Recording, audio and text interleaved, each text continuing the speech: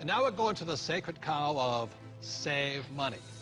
And in 1971, President Nixon took the dollar off the gold standard, basically took the world off the gold standard, and money was no longer money. So people are no longer saving money. So just to reiterate again, this is $300, what an ounce of gold was worth in the year 2000. So Kim, lift that. Okay.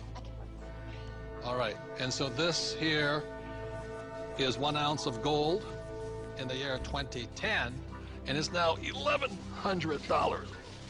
Ugh, and this is why people are working so hard. I can do it, I can do it. Yes, I can do it. Barely. So the big reason I've said in my books for years that savers were losers is very simply because in 1971, the dollar stopped being money, it became debt. Right, Mike? Yeah, the rules all changed in '71. Before then, somebody, when they became working age, they could expect to put away 10% a year, and by the time they got into their 60s, they could retire on their savings account and expect to live off that interest. And in '71, everything changed, and they started creating currency on a massive scale. Worldwide. Ever since then, worldwide. And that is what causes inflation and the loss of purchasing power. So people thinking that they can retire, you know, back in the 50s, if you got $100,000 or $50,000, you could retire on that, you know.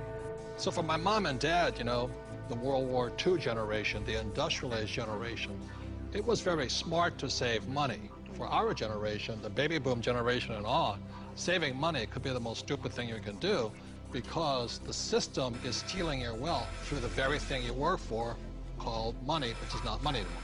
Right. Real money is actually gold and silver. Money has to maintain its value over long periods of time. Currency doesn't have to. And this is historically, has always been, for thousands of years, this has been money. 5,000 years, this has been the predominant currency. It became money when somebody minted it into coins in Lydia in about 680 BC. And each unit had the same buying power as the next one. They became interchangeable. So let me ask you this.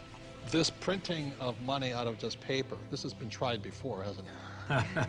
Many, many, many times, and there's always one result. You get far, far higher prices of everything, but especially real money. When they start creating a whole lot of currency, eventually gold and silver lie in wait. And then when the public senses this inflation of retail prices that is caused by inflation of the quantity of currency in circulation, they rush back toward gold and silver, and they have for 5,000 years. So name some governments that have attempted to print money. The Weimar Republic. I don't know what I just did with that $100 trillion bill. He's got a Zimbabwe. The Zimbabwe, yeah. Look at this one. This is the most recent, a $100 trillion note. You know, this is the largest note ever printed, 100 trillion. And this was printed in 2000. Yeah, but when Zimbabwe was created as a country, when it went from Rhodesia to Zimbabwe, they were, the Zimbabwean dollar was on parity with the US dollar. One US dollar was the same as a Zimbabwe dollar. This doesn't buy anything today. It doesn't buy a cup of coffee. What, doesn't even buy a cup of coffee? No. In fact, they have ruined it by putting ink on it. You can't write you can't write a list, so it would have been more valuable at this point if it was blank. Right.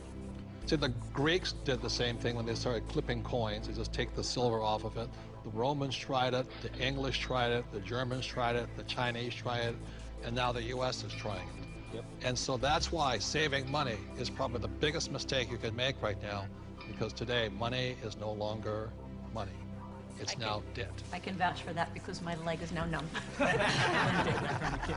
So all currencies throughout the world are in trouble, the same way this Zimbabwe dollar is in trouble. And that's the problem with saving money. After 1971, it was no longer money. More than 70% of all the currency on the planet is US dollars. If the US dollar goes, the world goes with it. I'm preparing by getting fully diversified. I buy both gold and silver.